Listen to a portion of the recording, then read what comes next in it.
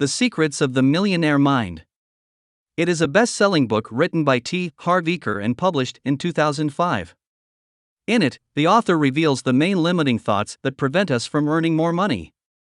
Without a doubt, a book that you should not miss if you also want to adopt the right mindset to generate greater wealth. Who is Harv Eker? It is important to know who the author of the book is. The Secrets of the Millionaire Mind. To understand what led him to write this book, how much impact it can have on your own life. Harv Eker was born in Canada in 1954. His ancestors were European immigrants, and his family has always been poor. He had to start working from a young age, which motivated him to do whatever was within his reach to get out of that situation of poverty. When he was still very young, he moved to the United States, where he decided to try his luck and created several companies that did not give good results. But he kept persevering until he found success with a chain of fitness stores. This last business allowed him to earn millions, but because he did not know how to manage his company well, he ended up losing everything. After this situation, he began to analyze the relationship of millionaires with money and to develop the theories that he wrote in the book. The book deals with behavior patterns, which we all have in the subconscious in relation to money.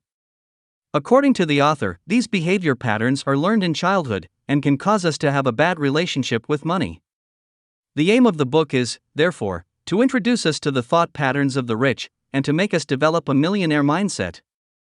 According to Harv Eker, if we have limiting beliefs about money, we will never be millionaires.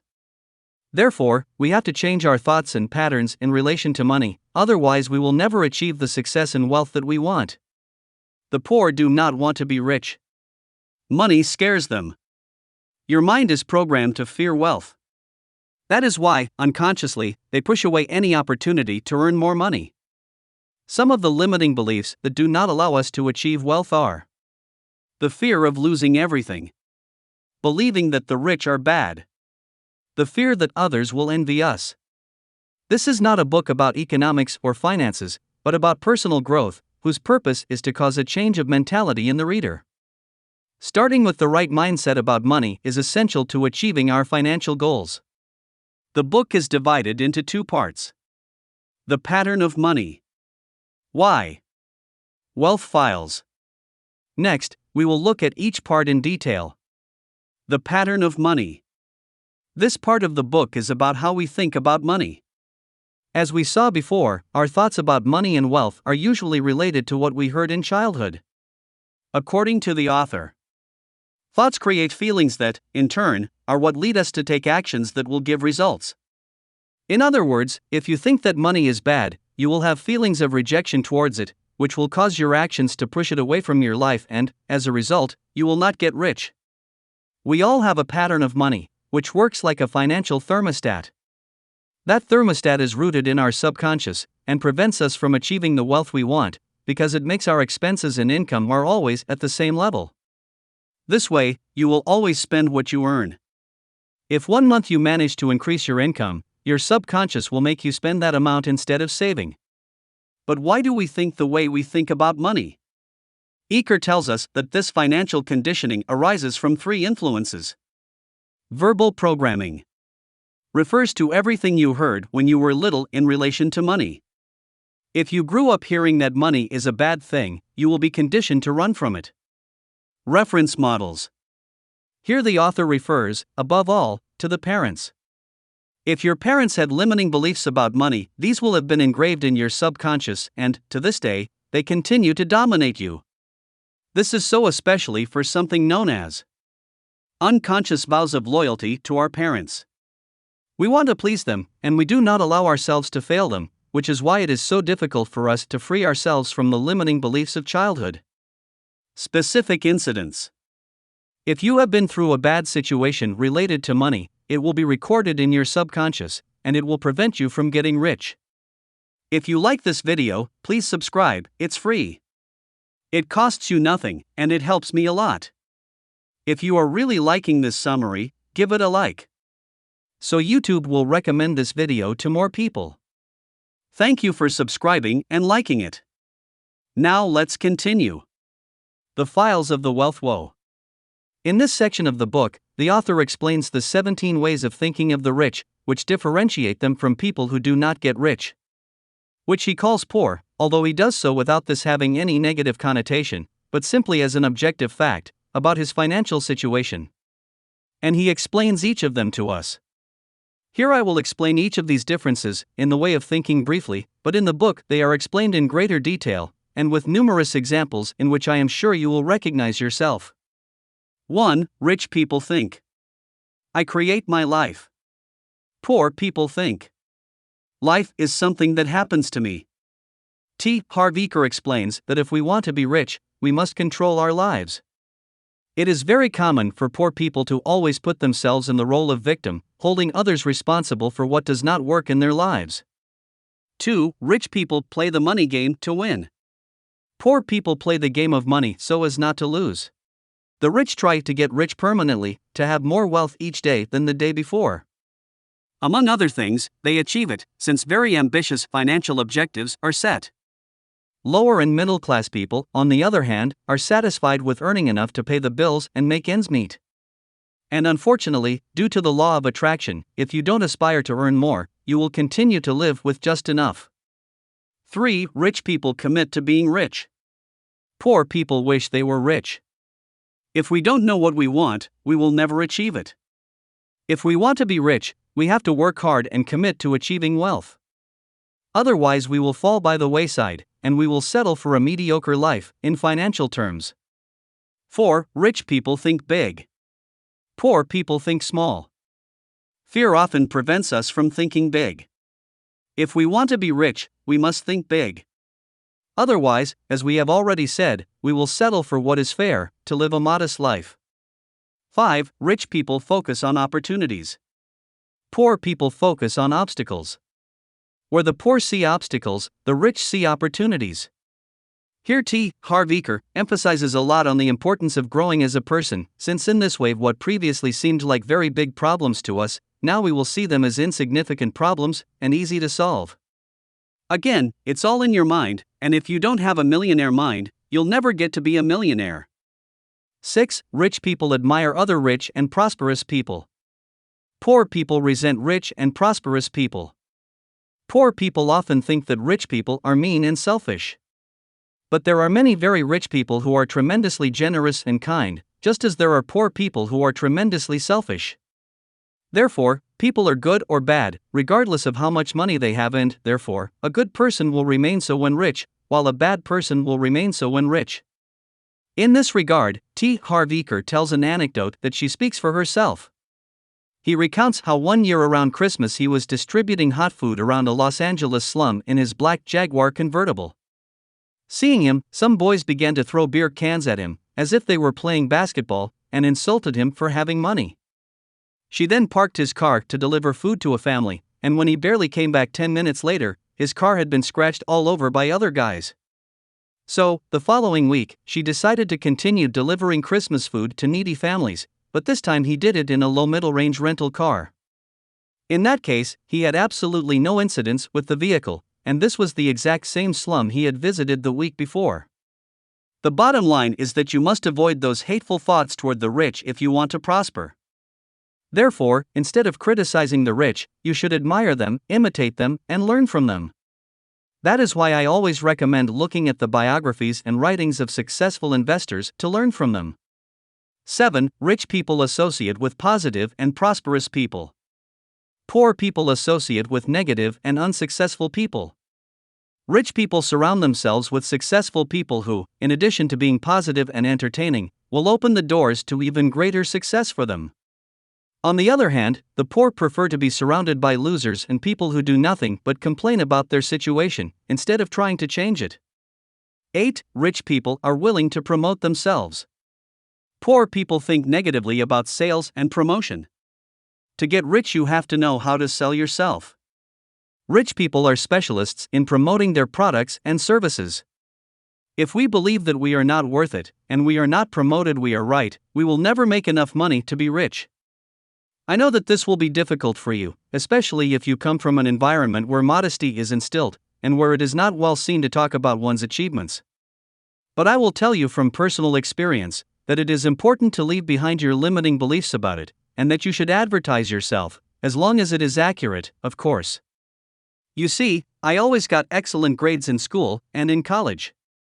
In case you don't know, I got the Extraordinary End of Degree Award, and, during the master's degree, I got not only the Best Student Award in the department, but also the Best Thesis Award. I won numerous trophies in different sports, but the truth is that despite being something very positive, I did not dare to tell about it for fear of being branded as vain or lacking in modesty. Over time I realized that this thought was limiting me, and was not allowing me to show everyone my great potential. So I decided to give it a try and gradually open up about my successes. What was my surprise when I saw that not only did people not call me vain, but they were upset for not having told them before, because all those awards, both academic and sports, showed my tenacity, willpower, and great responsibility, very important in professional life. And as a result of this small change in attitude, many more doors opened for me. In short, with this anecdote, what I intend is to reinforce what the author of The Secrets of the Millionaire Mind says, that it is very important to promote yourself if you want to prosper in life, otherwise you will remain stagnant and with lots of regrets. If you like this video, please subscribe, it's free. It costs you nothing, and it helps me a lot. If you are really liking this summary, give it a like, so YouTube will recommend this video to more people. Thank you for subscribing and liking it. Now let's continue. 9. Rich people are bigger than their problems. Poor people are smaller than their problems. The rich do not complain about problems, but rather focus on finding the solution and being able to continue moving forward in life. The poor, on the other hand, limit themselves to complaining about their problems, which causes them to remain stagnant. 10. The rich are excellent receivers. The poor are poor recipients. You have to learn to receive, be it money, knowledge, or whatever. The reason is that if you are a bad receiver, you will not receive anything since nobody will want to give you anything. And, if you don't get money, then you can't get rich. 11. The rich choose to be paid based on results. The poor choose to be paid according to the time spent. Poor people prefer a fixed salary, and to be paid by the hour, which is why the vast majority want to be employed. The problem is that our time is limited, so if we choose to charge by the hour, our wealth will also be limited. The rich, on the other hand, increase their wealth by adding value to their services and products, and charging for results. Charge in case of success. In other words, they are willing to take the risk of failure, and not charge anything, since they know that in case of success, they will earn much more than they were willing to lose in case of failure. 12. The rich think. Both. The poor think. Or this or that. Rich people are not satisfied with having to choose only one option, so they are always looking for a way to have everything they want. Instead, the poor are always making choices. Or family or work, or earn money doing something you don't like, or follow your passion and earn little. We return to the idea that is recurrent throughout the book. If you don't have a millionaire mind, you will have to make sacrifices and, in this case, choices. 13. The rich focus on generating passive income. The poor focus on what they earn from their work. The poor settle for a salary, which is known as active income, since it depends directly on the time dedicated to it.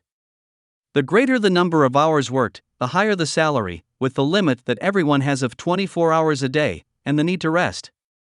Instead, the wealthy work for numerous sources of passive income that are not time-dependent. That is precisely what I want to teach you to do. That with this channel, and with the content that you will find in it, you learn to put your money to work for you so that it generates passive income for you every month. Learn about financial education, and you can achieve financial freedom. 14. Rich people manage their money well. Poor people mismanage their money. The rich manage money well to achieve financial freedom. Poor people often think that they don't have enough money to manage and therefore waste it. The poor are content to think short-term, so they are willing to sacrifice their time, their health, and their personal relationships to make money from their work. The rich, on the other hand, think long-term and find a way to make money work for them. They are willing to invest in assets that may not generate income in the short term, but that in the medium and long term will significantly increase their wealth and the income they receive monthly. 15. The rich act despite fear. The poor let fear paralyze them. Rich people know how to move forward despite fear. Therefore, they do not mind embarking on new projects, even if they do not have all the necessary information, since they know that they have the necessary skills to find a suitable way out as the project progresses, and they will know how to deal with problems when they come. Instead, poor people are afraid to step out of their comfort zone and fail. In fact, the fear of failure is greater than the hope of success, so they do not launch unless they are 100% sure that the project is going to be successful. And since that is impossible in most cases, because in the end they are not launched. In terms of investments, this means that they pass up excellent investment opportunities simply because they have been paralyzed by the fear of failure. Therefore, if you want to be rich, it is important that you know how to act and take action, even if you are afraid of failing or losing money if it comes to investments. 16. The rich constantly learn and grow. The poor think they already know everything. To achieve success and the wealth you want, you have to learn investment skills and strategies. Rich people acquire new knowledge every day. Poor people are not interested in acquiring new knowledge and are content with what they learned in school or at the beginning of their professional career, since they consider that they already know everything. In my opinion, this is a very important point, perhaps the most important of the 17 that we have seen. I think I cannot stress enough the importance of continuous learning. The world is constantly evolving, and if you want to get the most out of your life, you must continue to train permanently. It is in fact what I do, and every day I try to learn something new in different fields. In fact, the channel Think Big. Global Entrepreneur. It was born precisely with the purpose of sharing with you all my past and current learning about financial education and investments so that you can also continue training in a fully accessible way. Conclusion. As we have seen in the book, The Secrets of the Millionaire Mind, Harv Eker explains that what we heard in childhood continues to have a lot of weight in the decisions we make today in adult life, even if it is unconsciously. For this reason, Eker affirms that it is important to detect the limiting beliefs that we have, and act as quickly as possible to change them. Otherwise, we will continue to let ourselves be guided by beliefs that make us self-sabotage success and wealth in our lives. Therefore, it is a highly recommended book for all people who want to change their relationship with money, or even start investing, or start a new business, because the book will allow you to do it with the right mindset. And, very often, having the right mindset to tackle new projects is just as or more important than having the necessary technical knowledge. I hope you liked this summary. If so, feel free to give me your opinion in the comment box below. If you like this video, please share it on social networks to make it reach the maximum number of people. Yes, you got to this part of the video. I want to thank you for your attention, and I hope this information will help you a lot. If you like the video, I recommend that you subscribe to the channel as free. It costs you nothing, and it helps me a lot to continue creating content. Turn on notifications. This will notify you when I upload new videos. And I ask you to help me with a like so YouTube will recommend this video to more people. Share this video with that person who you know needs this information. Always think big. Always remember that there are no limits. Have a great day. Wishes you Think Big, Global Entrepreneur.